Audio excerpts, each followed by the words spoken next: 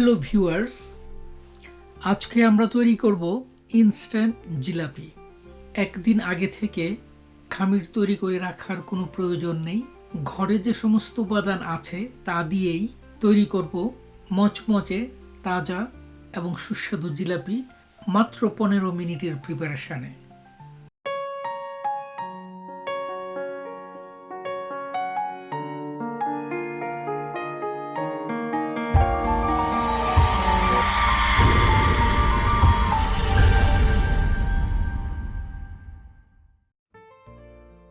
প্রথমেই আমরা জিলাপির জন্য চিনির শিরা তৈরি করে নিব। এর জন্য আমি নিব 2 কাপ চিনি, 1 কাপ পানি। আমি 5টা সবুজ এলাচ একটু গুঁড়ো করে এতে দিয়ে দিব, এতে করে সুন্দর একটা ফ্লেভার হবে। আমি এটাকে একটা পাতিলাতে ঢেলে নিলাম। এখন আমি দিয়ে দিব 1 কাপ পানি, অর্থাৎ যতটুকু চিনি তার অর্ধেক পানি। এটা হচ্ছে লেবুর রস, আমি এটা পরে দিব। এখন এক পাশে রেখে দিলাম।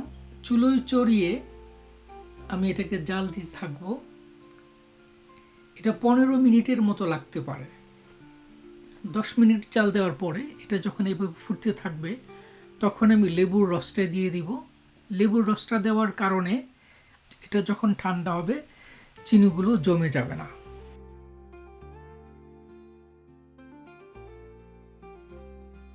কিছুটা সাফরনটা দেওয়ার ফলে খুব সুন্দর একটা ফ্লেভার হবে এবং খেতেও খুব ভালো লাগবে। এখন আমি দিব আধা চা চামচ হলুদের গুঁড়ো। এই হলুদের গুঁড়ো আর সাফরন মিলে একটা হালকা কমলা রং হবে। এটা আমি হাত দিয়ে পরীক্ষা করে নিলাম। এটা 1 তার বা 2 তার হওয়ার প্রয়োজন নেই, কারণ এটা এখন গরম। এখন যদি 1 তার 2 তার হয় তাহলে ঠান্ডা হলে এটা প্রচণ্ড রকম ঘন হয়ে যাবে। একটু আঠালো আঠালো ভাব হলেই হবে। তবে মনে রাখবেন যে এটা আমি 15 মিনিট জাল দিয়েছি।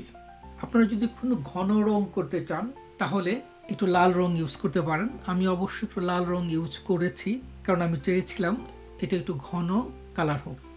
এখন আমি জিলাপির খামিরটা তৈরি করে নিব। এর জন্যে আমি নিয়ে নিব 2 কাপ ময়দা। এটা সেলফ রাইজিং ফ্লাওয়ার, এটাকে অল পারপোজ ফ্লাওয়ারও বলতে পারেন। দিয়ে দিব 2 টেবিল চামচ কর্নফ্লাওয়ার, 1 চা চামচের 4 ভাগের 1 ভাগ বেকিং পাউডার, তারপর 2 টেবিল চামচ দই, 1 কাপ পানি। প্রথমে অর্ধেকটা পানি দিলাম, তারপর একটা চামচ দিয়ে এটাকে মিশিয়ে নিব, তারপর বাকি পানিটাও দিয়ে দিব। বাংলাদেশ থেকে যারা দেখছেন তারা যোগ করবেন 1 চা চামচের 8 ভাগের 1 ভাগ হাইড্রো। এখন আমি দিব 1 কাপ পানির 3 ভাগের 1 ভাগ। প্রথমে দিয়েছি 1 কাপ,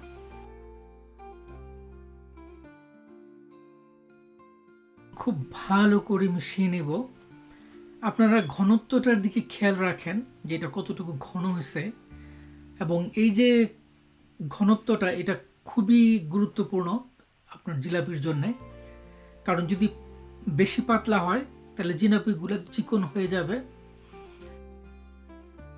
আর যদি বেশি ঘন হয় তাহলে জিলাপিগুলো চ্যাপ্টা হয়ে যাবে। আমি এখন এটাকে একটা ভেজা টাওয়াল দিয়ে ঢেকে দিব। 10 মিনিট ঢেকে রাখার পরে আমি এটা এরকম একটা বোতলে নিয়ে নিব।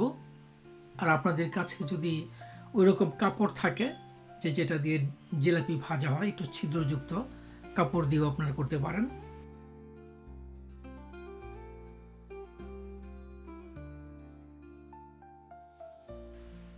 এটা ঢালার সময় আমার কাছে মনে হচ্ছে যে এটা খুব দ্রুত নিচের দিকে নেমে আসতেছে, অর্থাৎ আমার ধারণা এটা একটু পাতলা হয়েছে।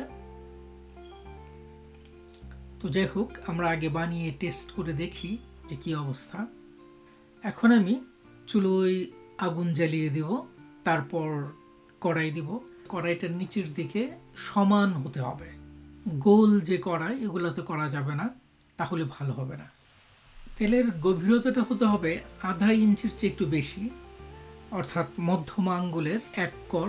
তেলটা একটু গরম হয়ে আসলে এতে আমি দিয়ে দিব 2 টেবিল চামচ ঘি। ঘিটা দিলে জিলাপিগুলো খুব সুন্দর একটা ফ্লেভার হয় এবং খেতেও খুব ভালো লাগে।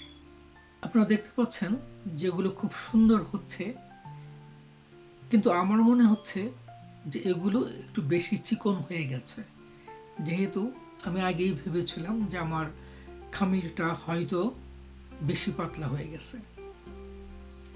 আপনারা এরকমও রাখতে পারেন, কোনো অসুবিধা নেই। অনেকেই রংটা জিলাপির খামিরের সাথে দেয়। তো জিলাপির খামিরের সাথে রংটা দিলে অসুবিধা হচ্ছে কি, একটু ভাজার সময় বোঝা যায় না যে কতটা ভাজা হয়েছে। এই জন্য আমি রংটা দিলাম শিরার সাথে। এখন আমি স্পষ্ট দেখতে পাচ্ছি যে আমার জিলাপিগুলো কতটুকু ভাজা হচ্ছে।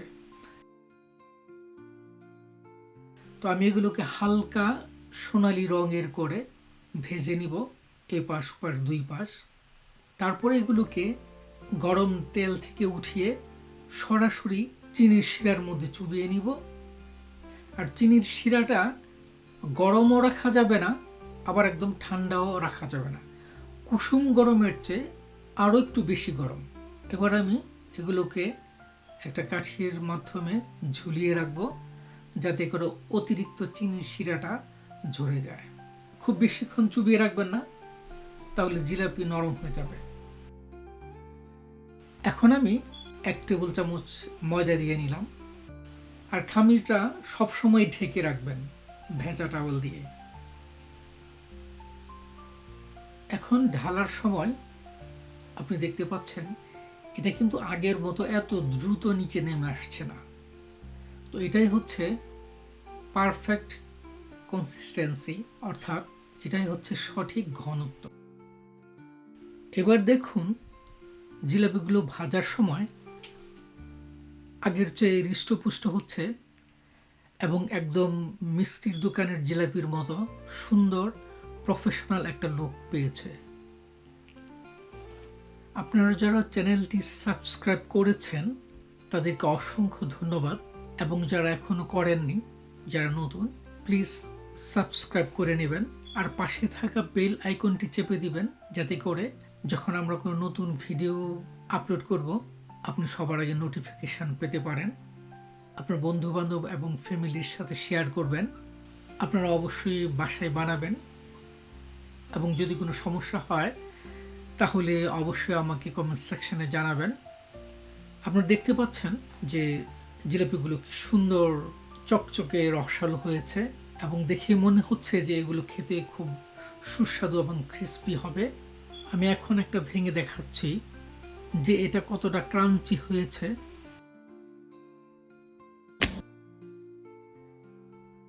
এবং খাবার সময় কতটা মচমচ হয়েছে।